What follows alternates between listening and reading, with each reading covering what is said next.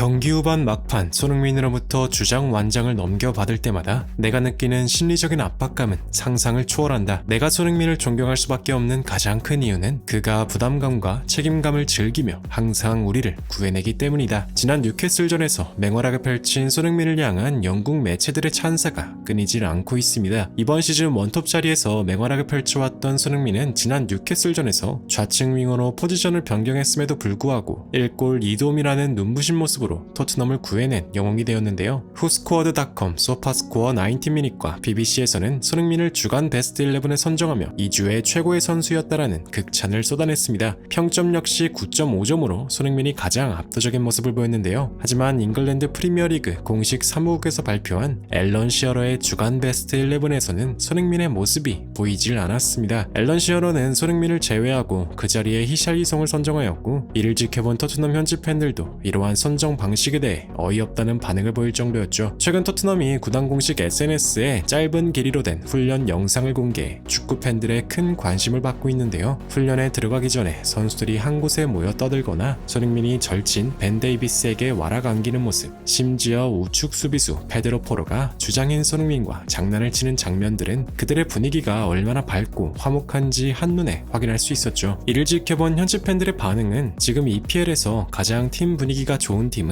무조건 토트넘일 거야. 어린 선수나 이적생들이 손흥민에게 장난치는 모습 좀 봐. 요리스나 케인이었으면 절대로 저렇게 하진 못할걸? 등등. 손흥민이 토트넘의 주장인데도 불구하고 다른 선수들과 아이처럼 뛰노는 모습이 굉장히 신기하다는 반응을 보였습니다. 토트넘 출신이자 영국 축구의 레전드인 게리 리네커는 최근 BBC 공영방송에 출연해 손흥민의 리더십에 대해 이런 평가를 남겼는데요. 토트넘이 손흥민의 활약으로 아주 좋은 경기를 펼쳤지만 아쉬운 점이 딱 하나 있다. 로메로에게 주장 완장을 건네고 손흥민이 교체 아웃된 이후부터 토트넘 선수들의 집중력이 흐트러졌고 결국 뉴캐슬에게 실점까지 허용했다. 주장의 역할이 그리 크지 않다고 여기는 팬들도 많고 나도 그중 하나였다. 하지만 팀의 주장이 손흥민이라면 얘기는 완전히 달라진다. 손흥민은 경기 영향력 자체가 다른 선수들과 차원이 다르다. 경기 도중 선수들에게 위치를 직접 지시하고 매 경기 쉬지 않고 뛰어다니기 때문에 EPL 최고의 주장이라는 평가가 뒤따르는 것이다. 반면 토트넘의 부주장 메리슨과 로메로는 아직 리더십적인 측면에서 많이 부족하다. 애초에 그들이 부주장 자격이 있는지도 조금은 의심된다. 장담하는데 손흥민이 1월 아시안컵으로 인해 구단을 잠시 떠난 그 사이에 토트넘은 완전히 무너져 내릴 것이다 라며 손흥민은 토트넘에서 그 무엇과도 바꿀 수 없는 존재라고 찬사를 표했습니다. 이러한 가운데 토트넘의 부주장 크리스티안 로메로의 인터뷰가 현재 축구 팬들 사이에서 큰 주목을 받고 있는데요. 이번 시즌 로메로는 토트넘의 부주장으로서 손흥민이 교체 아웃 될 때마다 주장 완장을 넘겨받고 있긴 하지만 불필요한 반칙으로 매 시즌 퇴장을 반복하고 있기 때문에 팬들은 로메로를 향해 부주장을 달기에는 아직 부족한 선수라며 혹평을 가하기도 했습니다. 최근 스카이 스포츠와 인터뷰를 가진 로메로는 진행자에게 손흥민에게 주장 완장을 넘겨받고 있는데 그 역할에 대해 자부심을 느끼고 있냐는 질문을 받았는데요. 물론 나는 그 역할에 대해서 현재 큰 자부심을 느끼고 있다. 하지만 한편으론 극심한 부담감을 느끼는 것도 사실이다. 주장 완장을 달고 있다는 건 팀을 대표한다는 의미이고 구단 전체가 그 사람을 지지한다는 것을 뜻한다. 그렇기에 모든 책임을 홀로 떠맡아야 한다. 한번 패배할 때마다 팬들의 원성과 질타,